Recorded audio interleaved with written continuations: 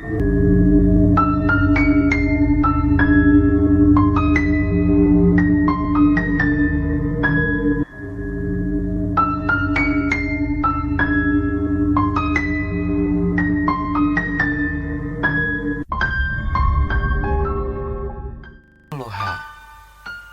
aku akan menceritakan pengalamanku dulu saat acara perpisahan sekolah. Kami merencanakan untuk membuat acara perpisahan sendiri yang berisikan teman sekelas kami saja. Kami akan menyewa sebuah villa kecil di daerah Ciater. Niatnya sih kami ingin semua teman sekelas ikut kumpul dan membuat rencana setelah lulus nanti. Tapi justru karena hal tersebutlah kami mendapatkan hal yang buruk. Sekitar pukul 8 malam, aku pergi menuju rumah Angga. Di sanalah tempat kami berkumpul sebelum pergi besok pagi. Sesampainya di sana, kulihat beberapa temanku sudah hadir. Ada yang sedang duduk di depan TV, dan ada juga yang sedang asik mengobrol di ruangan tamu. Tak salah memilih rumah Angga untuk menginap semalam sebelum pergi besok pagi, karena rumahnya yang cukup besar. Dan pada saat itu juga, kedua orang tua Angga sedang pergi keluar kota karena ada keperluan bisnis. Jam sudah menunjukkan pukul 11 malam. Temanku Sahid mengajakku mencari makan di luar. Karena perutku juga yang merasakan lapar, maka aku mengikuti saja di belakang. Kami pergi berlima. Temanku yang lain hanya menitip. Rumah Angga terletak jauh dari jalan raya. Untuk menuju jalan, kami harus berjalan terlebih dahulu di gang yang sempit. Udara malam itu sangat dingin. Mungkin karena Bandung baru saja diguyur oleh hujan. Dan suasana sudah sangat sepi. Kulihat pedagang makanan sudah mulai berkemas untuk pulang. Mudah-mudahan di sekitar sini masih ada tukang nasi goreng yang mangkal. Sesaat kami berjalan menuju perempatan, terjadi kecelakaan motor. Jelas sekali kejadian tersebut terjadi di depan tempat kami berdiri. Spontan kami langsung berlari untuk membantu korban kecelakaan tersebut. Kedua pengendara motor tersebut tersungkur di pinggir jalan raya tersebut. Kulihat darah segar di mana-mana. Dan baru kali ini aku melihat kecelakaan motor separah ini.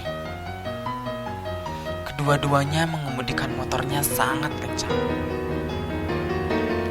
Satu pria dan satu lagi wanita. Keduanya masih hidup. Karena kulihat pria tersebut menggerakkan badannya saat dimopong ke pinggir. Dan yang satu lagi, wanita. Dia menjerit meminta tolong. Suaranya sangat lirih kasihan. Temanku Andi ikut menggontong wanita itu ke pinggir jalan. Dan tak lama, kulihat sudah banyak orang yang berkerumun di sana. Mulai dari warga sekitar hingga pengguna jalan lainnya yang penasaran ingin melihat ada kejadian apa di sana.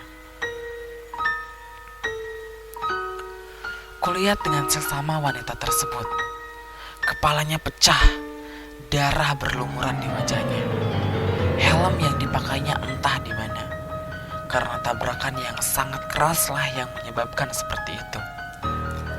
Dan tak lama kedua korban tersebut dibawa oleh mobil untuk dilarikan ke rumah sakit terdekat.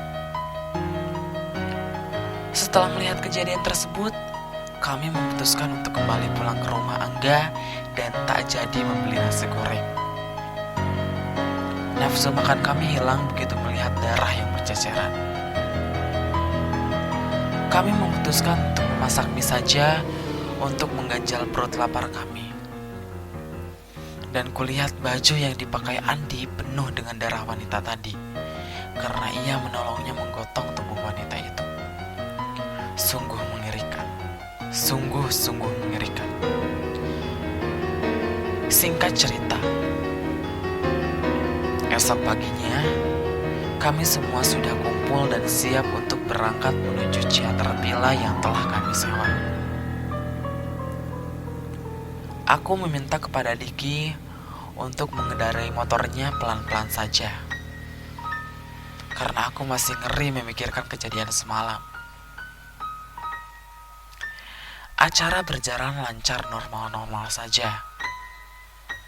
Tetapi malam harinya, kami, rombongan hendak pulang ke villa tempat kami menginap. Setelah bersenang-senang, kami pun pulang pada malam hari. Kami bepergian dengan 7 motor, berboncengan dengan yang lainnya. Udara terasa sangat dingin sekali, dan hujan mulai turun deras, disertai dengan angin yang berembus kencang. Kami pun menghentikan laju motor kami dan berteduh di sebuah kios kosong tak berpenghuni. Suasana sekitar sangat-sangat sepi, ditambah gelap malam yang hanya diterangi oleh sinar bulan.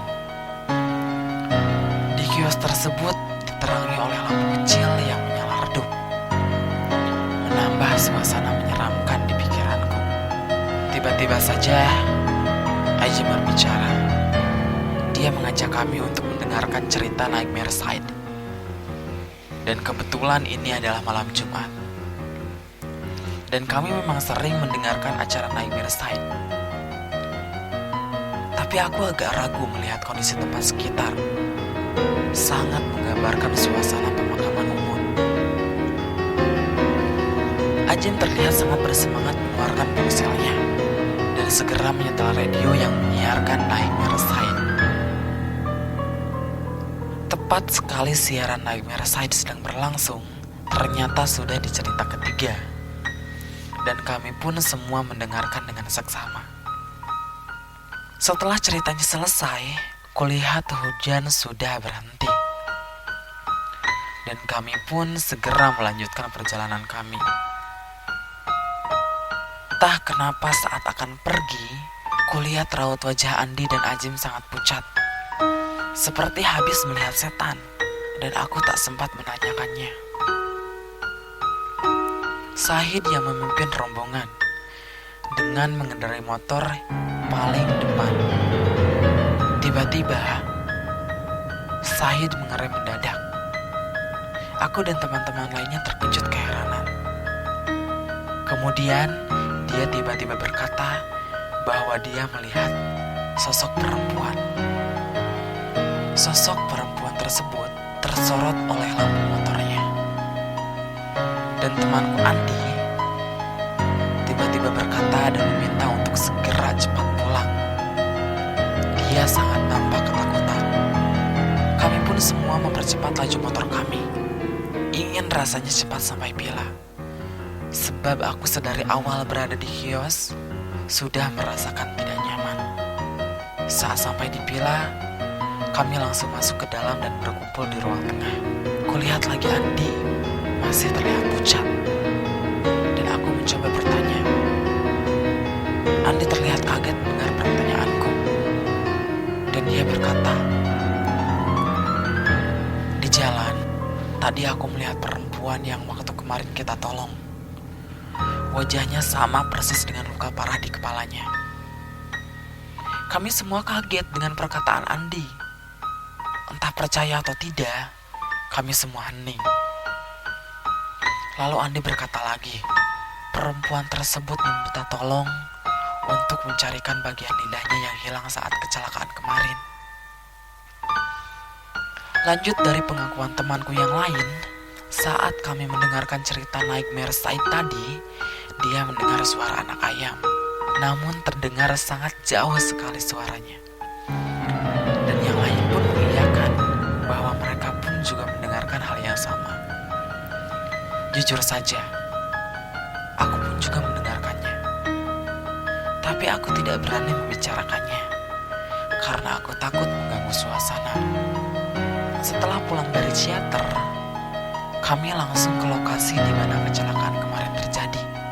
Kami berdoa bersama dengan maksud arwah wanita tersebut tidak lagi mengganggu kami.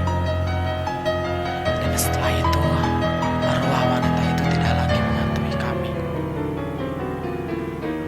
itu sedikit cerita dari saya.